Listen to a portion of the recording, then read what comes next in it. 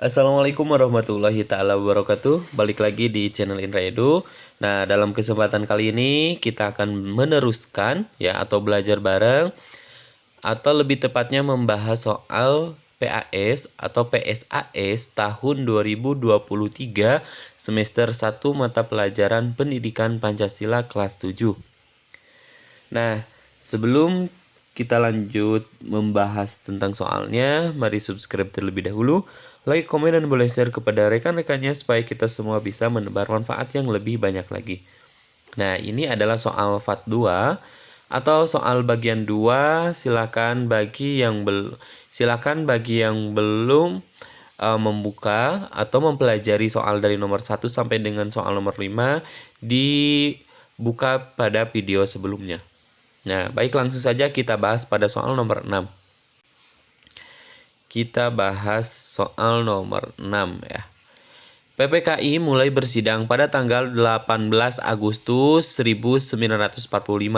Salah satu keputusannya yaitu mengesahkan Undang-Undang Dasar Negara Republik Indonesia tahun 1945.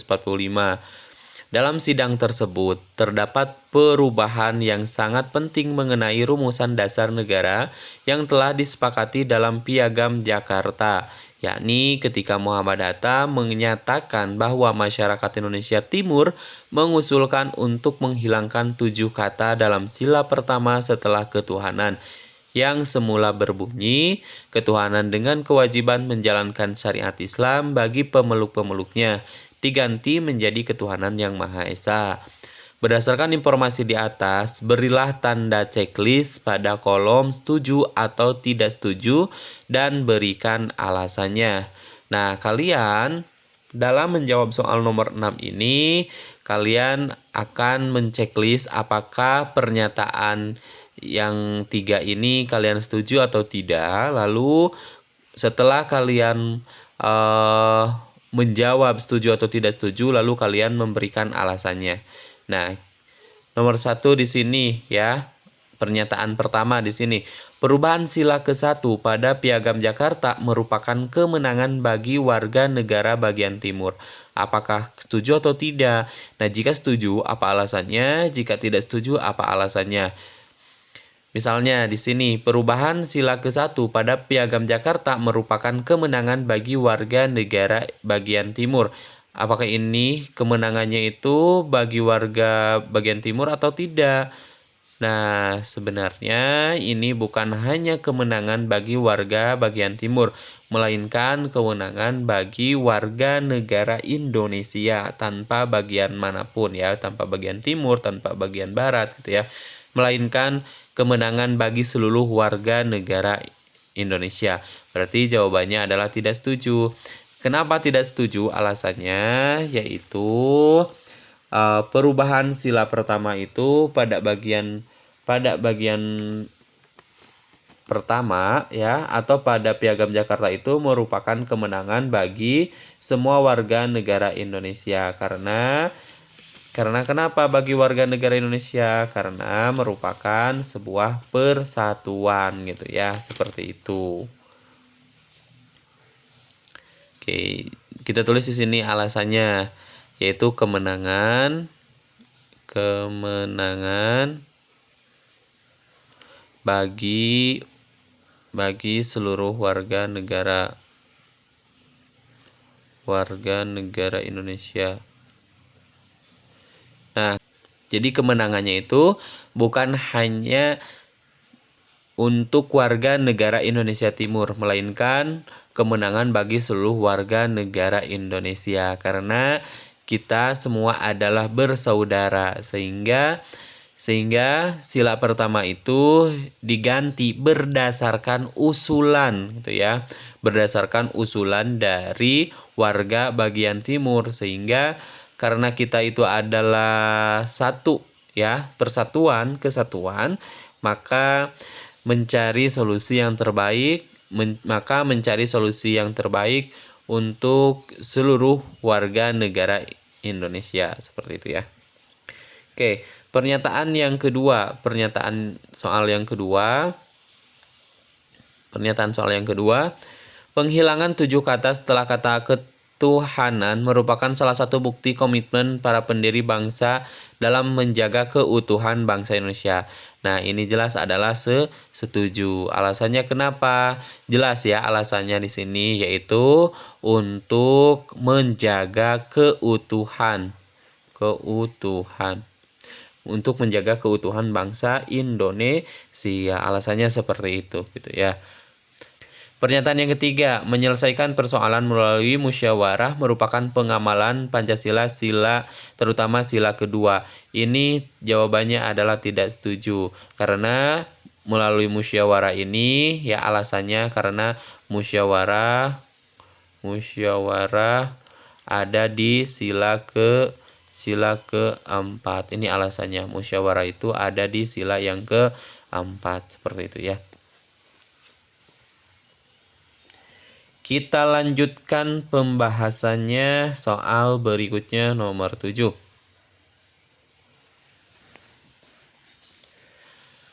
Pancasila sebagai dasar negara mempunyai makna dan simbol dari setiap silanya. Simbol Pancasila terdapat dalam lambang negara Garuda Pancasila di bagian perisai yang ada di dada. Nah, berarti kalian di sini adalah menjodohkan antara simbol dengan makna sila dalam Pancasila. Ya, seperti itu.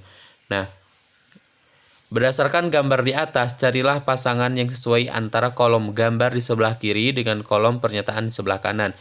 Nah, sila yang pertama ini bintang ya. Bintang ini maknanya ada di mana ya? Ada di pernyataan yang mana? Nah, bintang ini ada di pernyataan. Bintang ini maknanya adalah melambangkan bangsa Indonesia. Bangsa Indonesia adalah bangsa yang religius. Berarti ini adalah yang B ya. Yang B kita simpan dulu di sini, dioret-oret dulu yang B. Nah, sementara melambangkan kekuatan rakyat dalam membangun bangsa Indonesia ini termasuk ke dalam sila keberapa? Ya betul, ini adalah sila keempat. Oke, nanti simpan di sila keempat. Nah, yang kedua di sini adalah rantai. Rantai ini adalah sila kedua, melambangkan bangsa Indonesia adalah bangsa yang religius. Ini bangsa religius adalah sila ke-1 ya. Yang ketiga di sini pohon beringin, apakah sama dengan maknanya sejajar atau tidak? Nah, kita baca dulu. Melambangkan generasi penerus yang turun-temurun. Oke, simpan dulu. Yang keempat di sini melambangkan keinginan untuk mewujudkan kemakmuran dan kesejahteraan. Nah, melambangkan keinginan untuk mewujudkan kemakmuran dan kesejahteraan ini adalah makna dari sila kelima ya. Yang berikutnya di sini sila kelima ada padi dan kapas. Apakah maknanya sejajar atau tidak? Melambangkan sebagai tempat berteduh atau berlindung. Nah, tempat berteduh atau berlindung ini ada di pohon beringin atau sila ketiga ya. Oke. Terus juga melambangkan perwujudan kemerdekaan yang hakiki, melambangkan perwujudan kemerdekaan. Nah, kalau melambangkan perwujudan kemerdekaan yang hakiki, ini masuk ke dalam Pancasila atau makna Pancasila sila yang keberapa? Melambangkan perwujudan. Nah, perwujudan kemerdekaan yang hakiki ini kira-kira yang mana? Nah, kalau yang F ini, yang F masuknya ke, kalau yang F ini adalah Persatuan Indonesia, itu melambangkan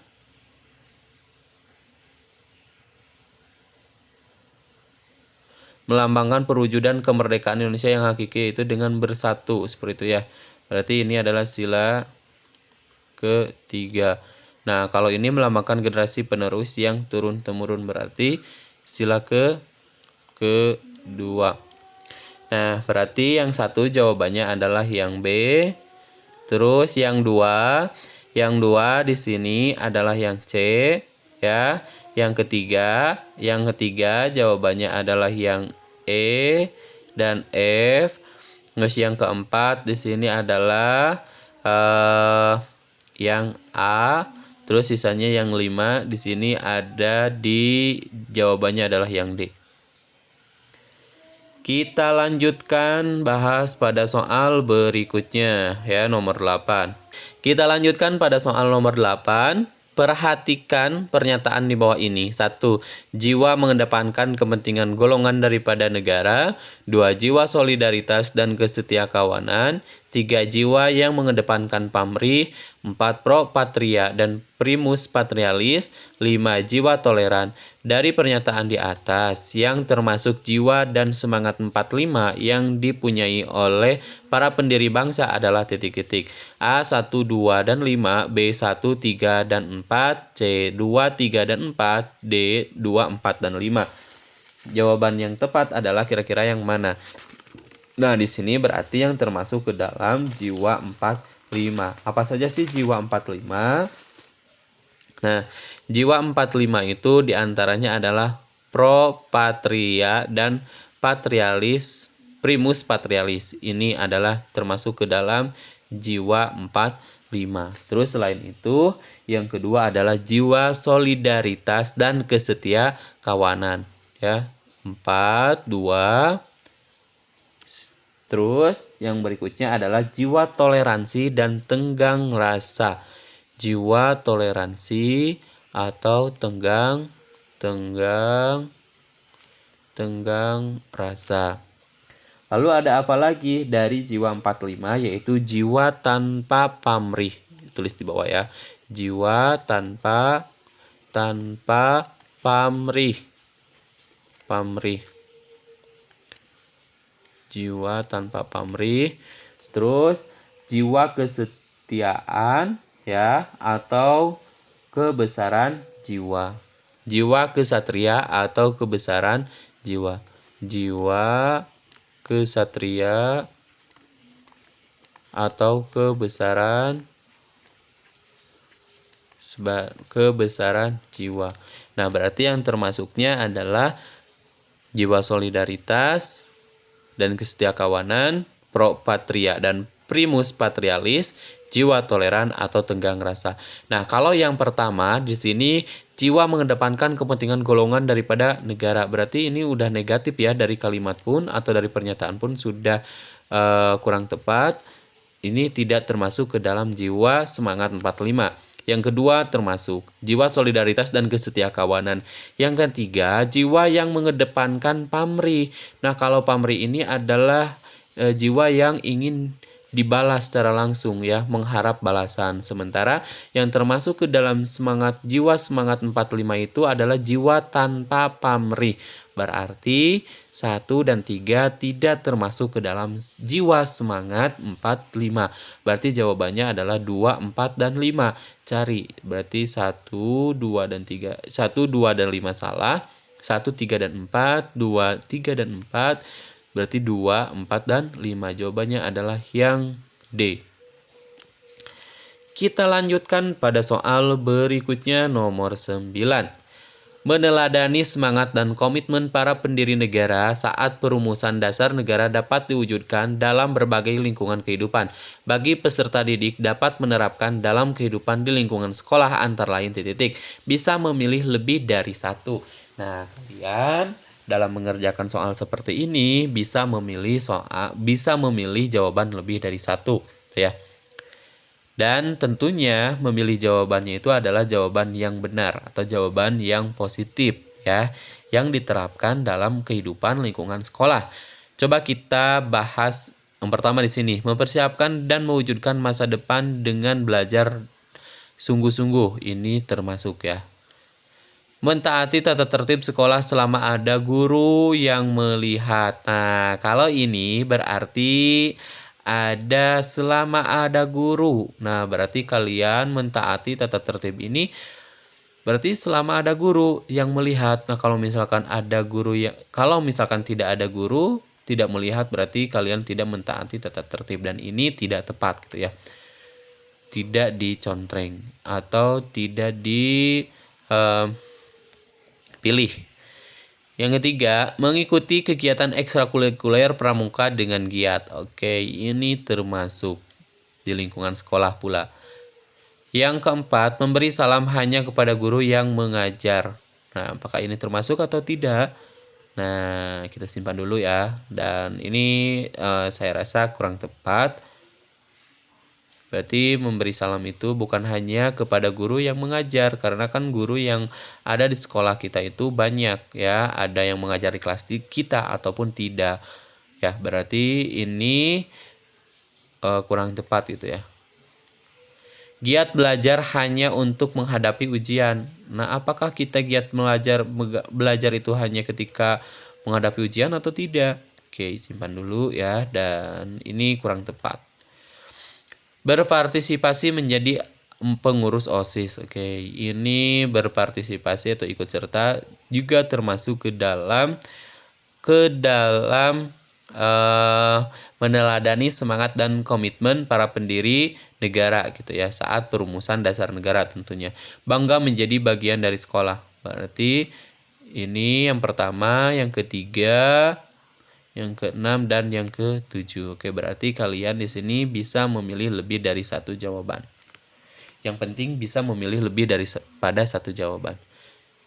Dan tentunya jawaban yang kalian pilih pun harus tepat seperti itu ya. Kita lanjutkan pada soal berikutnya nomor 10. Nah, kalau menghadapi soal seperti ini, kalian langsung ke pertanyaannya itu seperti apa gitu ya. Apa yang ditanyakannya. Nah, di sini kan pertanyaannya adalah berdasarkan pantun di atas, berilah tanda checklist pada kolom setuju atau tidak setuju. Nah, berarti kalian di sini hanya menceklis setuju atau tidak setuju tanpa memberikan alasan. Kalau tadi pada soal sebelumnya, kalian selain memberikan kata setuju ataupun tidak setuju, kalian pun harus memberikan alasannya kenapa setuju dan alasannya kenapa tidak setuju. Sementara di soal nomor 10 ini, kalian hanya memberikan checklist setuju atau tidak setuju saja. Kita lihat di pantunnya ya. Pergi ke Mekah, oleh-olehnya kurma, dimakan bersama habis tanpa sisa. Keluarga bahagia dengan tata krama, masyarakat aman, nyaman, sentosa. Harta banyak dibagi-bagi, untuk anak yatim belia. Sopan santun dijunjung tinggi, hidup kita menjadi mulia. Tukang kayu membawa palu, isinya membawa tempayan. Budayakan perasaan malu, karena malu bagian dari iman. Nah, kita checklist ya pernyataannya seperti apa. Nah, pernyataan yang pertama, masyarakat akan nyaman bila keluarga bisa makan bersama. Apakah kalian setuju atau tidak? Silakan kalau misalkan kalian setuju terkait dengan masyarakat itu akan nyaman bila keluarga bisa makan bersama. Tentunya ada yang nyaman, ada juga yang tidak nyaman itu ya seperti itu karena setiap keluarga ada yang memiliki kesibukannya masing-masing, ada pula yang keluarganya itu selalu ada di rumah semuanya, baik itu ayahnya, ibunya, dan juga beserta anak-anaknya seperti itu. Dan Bapak rasa untuk pernyataan yang pertama, di sini tentunya keluarga itu bisa nyaman gitu ya, ketika makan bersama. Oke, silakan kalian berikan alternatif jawaban, baik itu setuju atau tidak setuju, seperti itu. Yang kedua, sebagai siswa harus mempunyai tata krama, selalu bersikap sopan santun, serta mengedepankan budaya malu. Kalau ini jelas setuju gitu ya, karena di pantun pun tadi ada, yaitu budayakan perasaan malu, karena malu bagian dari iman. Pernyataan yang ketiga, pantun di atas merupakan perwujudan norma kesopanan. Oke, termasuk ke dalam norma kesopanan karena tadi kita lihat pantunnya yaitu ada yang terkait dengan budaya malu gitu ya, ada yang terkait dengan budaya malu, terus juga ada terkait dengan tata krama gitu ya, dan juga budaya perasaan malu, dan juga ada sopan santun. Nah, tata krama, sopan santun, dan perasaan malu itu termasuk ke dalam perwujudan dari norma kesopanan. Baik, untuk pembahasannya dicukupkan sampai di sini terlebih dahulu. Insya Allah nanti kita lanjutkan pada video berikutnya. Kami akhiri. Assalamualaikum warahmatullahi wabarakatuh.